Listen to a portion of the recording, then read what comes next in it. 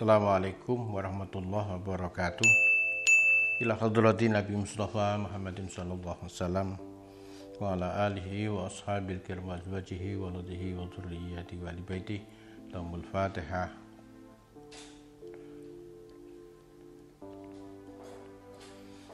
Wa ila hadrati abina sayyidina Adam wa sayyidatina Hawa wa sa'il anbiya mursalin syuhada salihin wal ulama il amilin wa rijal arifin wal malaikatil muqarrabin lijambil muslimin wal muslimat wal mu'minin wal mu'minat ahya'i minhum wal amwat Husain Sultan Ali Asyadul Qadir Jilani radhiyallahu an. Al-Fatihah.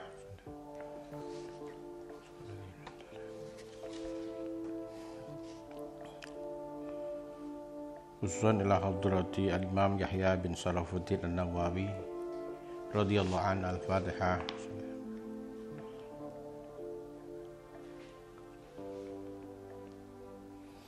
Subhanaka la ilma lana illa ma 'allamtana innaka antal alimul hakim.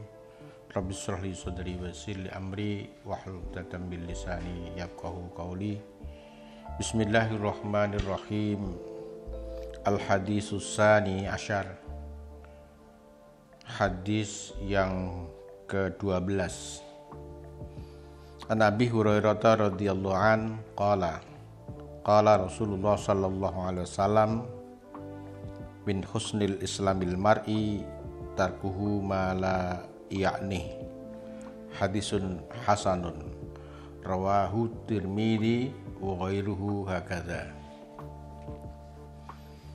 Hadis yang ke-12 dari Abi Hurairah radhiyallahu an, beliau berkata, Rasulullah sallallahu alaihi wasallam bersabda, sebagian dari kebaikan Islam seseorang adalah meninggalkan sesuatu yang tidak bermanfaat. Allahumma sholli ala sayyidina Muhammad. Para santri, wali santri, pemirsa juga subscriber, hadis yang ada di dalam kitab Arba'in Nawawi rata-rata pendek, tapi beliau sungguh beristihad bahwa hadis yang ada di dalam kitab ini adalah hadis yang sangat penting, yang menjadi landasan yang kokoh bagi keberagamaan kita. Oleh karena itu, bagi para santri, wali santri, pemirsa, juga para subscriber, belajar kitab hadis Arba'in Nawawi saya rekomendasikan. Insya Allah dengan belajar kitab ini kita memiliki cara pandang yang kokoh, baik yang berkaitan dengan akidah, berkaitan dengan syariah, berkaitan dengan ibadah, dan juga muamalah. Seperti hadis yang nomor 12 ini, kita bisa mengambil pelajaran. Yang pertama adalah kesadaran kita tentang anggota tubuh kita. Kita memiliki instrumen dohir, juga instrumen batin. Ini yang pertama, dan ini harus benar-benar kita sadari. Kita memiliki mata, telinga, mulut, tangan, kaki, telinga, dan lain-lain. Instrumen batin, kita memiliki hati, dan hati ini juga ada lub, ada fuad, kemudian ada ruh, ada akal, ada nafsu. Ini yang pertama. Kita harus betul-betul menyadari tentang anggota tubuh kita itu. Bahkan Abu Hamid Muhammad bin Muhammad Al-Ghazali At-Tusi mengajarkan kepada kita agar kita tidak pernah lupa tentang anggota tubuh kita. Manakala kita berwudu, ia mengajarkan setiap membasuh atau mengusap anggota wudu, beliau mengajarkan untuk berdoa. Bukan saja untuk meminta agar anggota tubuh itu bisa melakukan yang baik, tapi yang lebih penting adalah mengingatkan kepada kita tentang amanah Allah yang berupa anggota tubuh. Ketika kita berkumur, Al-Ghazali mengajarkan doa, Allahumma a'inni ala dzikrika wa syukrika wa husni ibadatik. Ya Allah, tolonglah saya agar mulut ini adalah mulut yang banyak berzikir kepadamu dan mensyukuri nikmatmu. Ketika kita menghisap air di dalam hidung, Al-Ghazali mengingatkan, Allahumma ya Allah arifni raihatal jannah, berikan kesempatan hidung ini untuk bisa membau baunya surga. Ketika kita membasuh wajah, Al-Ghazali mengajarkan kepada kita, Allahumma bayyid wajhi yauma tabyaddu wujuh wa taswaddu wujuh. Ya Allah, cemerlangkanlah wajahku pada saat Engkau mencermelangkan wajah dan pada saat Engkau menggelapkan wajah. Demikian juga ketika kita membasuh tangan yang kanan, Al-Ghazali mengajarkan kepada kita, ya Allah, atini kitabi biyamini wa hasibni hisabai yasira. Ya Allah, berikanlah catatan amalku yang bisa aku terima dengan tangan kanan dan hisablah aku dengan hisab yang mudah. Demikian juga ketika kita membasuh tangan yang sebelah kiri, kita diajarkan untuk berdoa, ya Allah, la tu'ti ini kitabi bisyimali wala min mara'i dhahri. Jangan berikan catatan amalku dengan tangan kiri, juga jangan engkau berikan catatan amalku itu dari balik punggungku. Itu sebagai sebuah simbol amal yang buruk. Demikian juga ketika kita mengusap telinga, kita diajarkan oleh Al-Ghazali untuk berdoa, Allahumma ja'alna mimman yastami'una al-qawla fayattabi'una ahsanah. Ya Allah, jadikan aku termasuk orang yang bisa mendengar kata-kata yang baik kemudian mengikutinya, dan seterusnya. Artinya Al-Ghazali mengajarkan, kecuali doa, mengajarkan tentang arti penting kesadaran bahwa kita punya tangan, punya mulut, punya wajah, punya telinga, punya tangan, dan punya kaki. Itu instrumen dohir. Instrumen batin seperti tadi sudah saya sampaikan, ada ruh, ada nafsu, ada akal, ada hati, di dalam hati ada lub, ada fuad, dan seterusnya.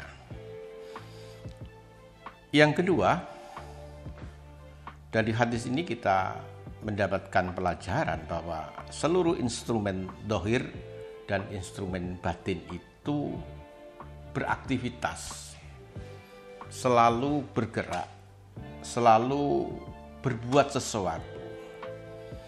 Nah, perbuatan ini yang mesti harus kita pastikan baik. Jadi orang yang Islamnya baik adalah mereka yang meninggalkan sesuatu yang tidak bermanfaat. Setiap hari kita melakukan amal, setiap hari kita melakukan perbuatan baik oleh instrumen dohir maupun instrumen batin. Nah, perbuatan itu ada bermacam-macam.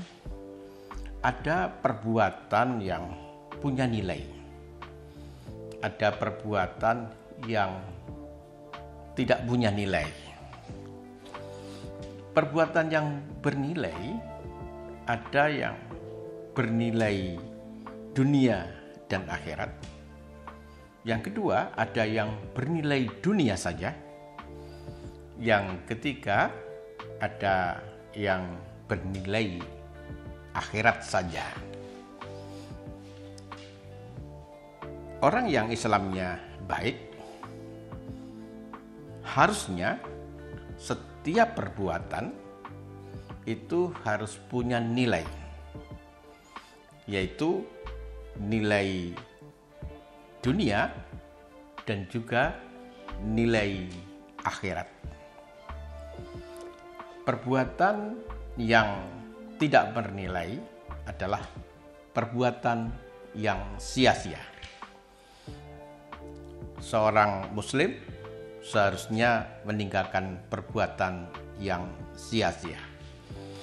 Sebaliknya, seorang muslim harus memastikan bahwa amal perbuatan yang dilakukan instrumen dohir dan instrumen batin harus punya nilai dunia dan akhirat. Dari hadis ini pula kita bisa merenungkan bagaimana agar perbuatan kita punya nilai dunia dan juga nilai akhirat. Para santri, wali santri, pemirsa dan juga subscriber, harus kita catat bahwa ibadah itu bukan hanya sholat, bukan hanya puasa, bukan hanya haji.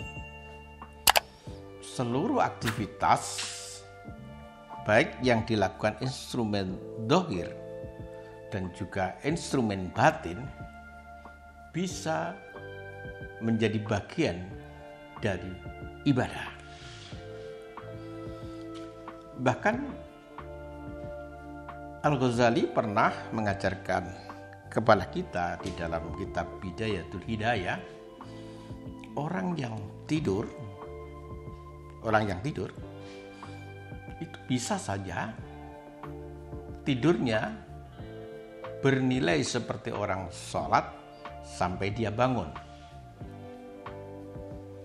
Tentu persoalannya tidur yang bagaimana, yang ternilai seperti orang sholat. Kita makan, bisa saja makan sekedar memenuhi kebutuhan perut kita, memenuhi nutrisi dohir kita, tapi makan juga bisa bernilai dunia dan akhirat. Persoalannya bagaimana cara kita makan agar makanan itu punya nilai, bukan hanya dunia tapi juga akhirat. Setiap hari kita melihat, setiap hari kita mendengar, setiap saat kita berbicara, setiap saat kita merasakan sesuatu. Bagaimana agar ketika kita melihat, ketika kita mendengar, ketika kita berbicara, ketika kita merasakan, itu juga punya nilai.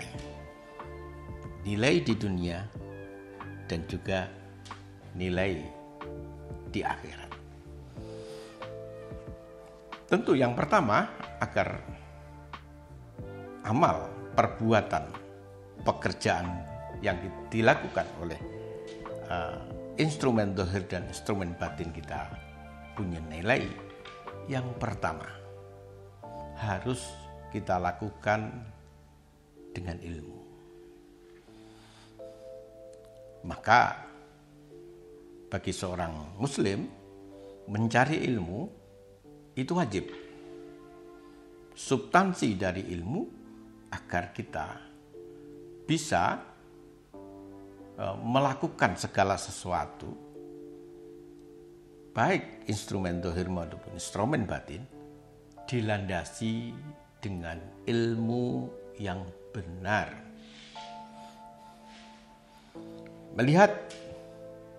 Hanya melihat yang baik, melihat tidak saja dibungkus oleh nafsu kita, tapi dilandasi oleh semangat kita untuk melihat ayat-ayat Allah.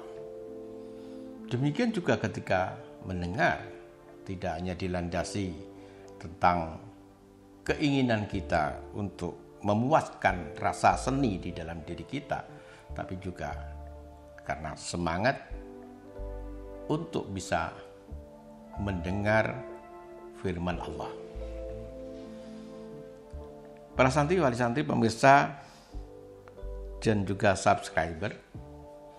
Jadi yang pertama harus kita catat, seluruh perbuatan kita harus kita lakukan dengan ilmu. Maka carilah ilmu dimanapun, sejauh manapun, mulai dari ayunan hingga liang lahat. Karena kita akan terus melakukan sampai ajal menjemput.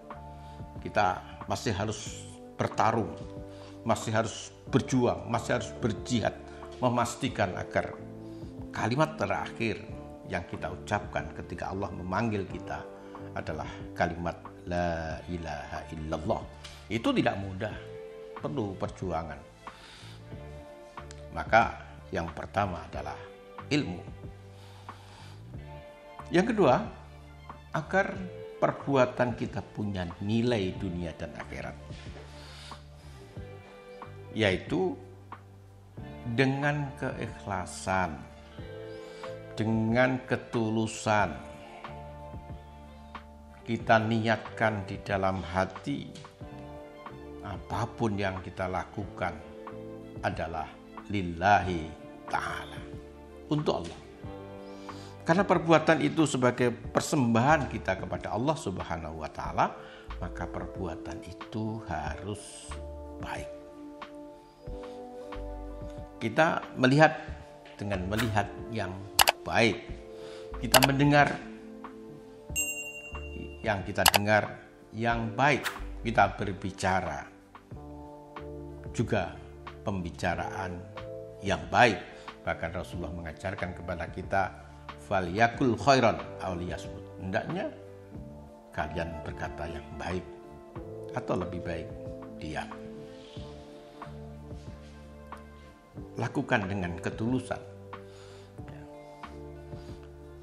Karena kita persembahkan kepada Allah tadi, segala sesuatu harus baik. Apapun harus baik. Nah, baik ini standarnya adalah ilmu. Standarnya adalah pengetahuan.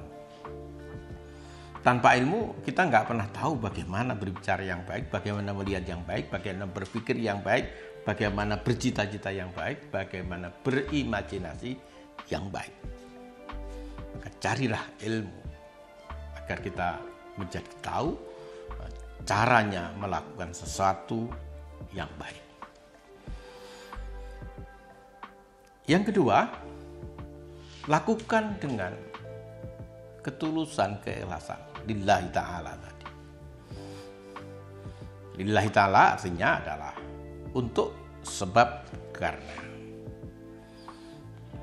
Kita lakukan sesuatu untuk Allah, bukan untuk selainnya.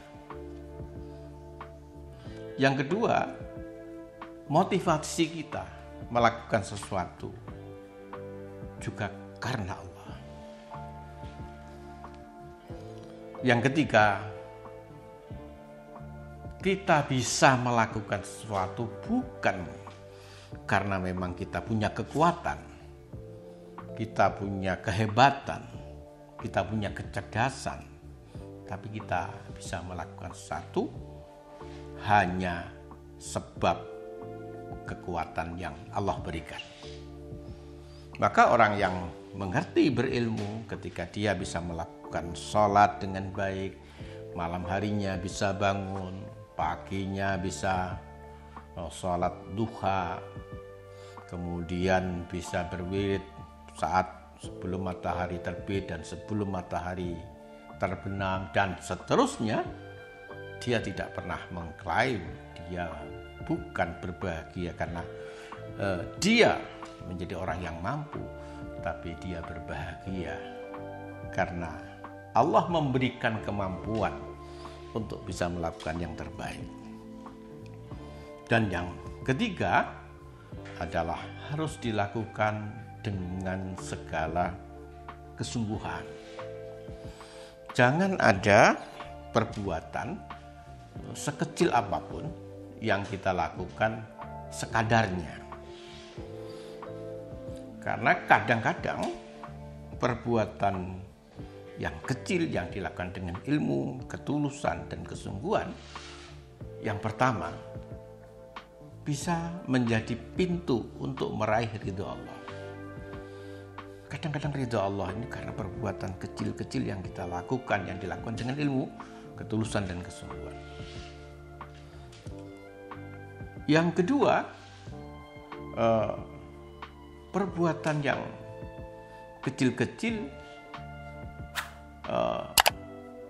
kita lakukan tidak menimbulkan rasa sesuatu. Kita bisa melakukan dan kemudian kita lupakan. Maka biasakan mengerjakan hal yang kecil. Paling tidak dengan baca basmalah. Makan dengan bismillah. Memakan sesuatu bismillah. Keluar dari rumah bismillah. Naik kendaraan bismillah. Mulailah segala sesuatu sekecil apapun, sandarkan atas nama Allah. Maka sesuatu yang kecil itu bisa membuat Allah ridho dan bisa jadi menuntun kita ke arah surga. Para santri wali santri pemirsa juga para subscriber, Rasulullah SAW pernah diberikan kesempatan untuk melihat surga, dan ternyata banyak penghuninya yang utama adalah mereka yang melakukan amal-amal kecil. Apa di antara amal kecil itu? Adalah menyingkirkan sesuatu yang mengganggu perjalanan manusia. Ini menarik karena sehari-hari kita banyak melakukan sesuatu. Rasulullah memberikan contoh sesuatu yang kecil, yang kedua sesuatu yang didedikasikan untuk keselamatan dan kebahagiaan orang lain. Itu para santri yang bisa kita sampaikan dalam kesempatan yang berbahagia. Semoga bermanfaat.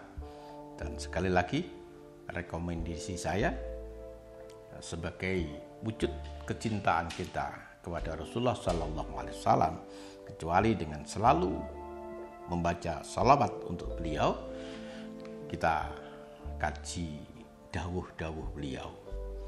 Kitab hadis sangat banyak, besar-besar, tapi ada satu kitab hadis yang sangat kecil, tapi di dalamnya mengandung sesuatu yang sangat luar biasa, yaitu kitab Al-Arba'in An-Nawawiyah. Di sini hanya berisi sekitar 42 hadis. Tapi percayalah, 42 hadis ini menjadi semacam pondasi bagi keislaman kita. Kalau 42 hadis ini kita pelajari, kita hayati dan kita amalkan, kita memiliki pondasi yang kokoh. Kita bisa membangun keislaman kita ke tingkat yang lebih tinggi. Demikian, semoga bermanfaat. Wallahu muwaffiq ila aqwamit thoriq. Assalamualaikum warahmatullahi wabarakatuh.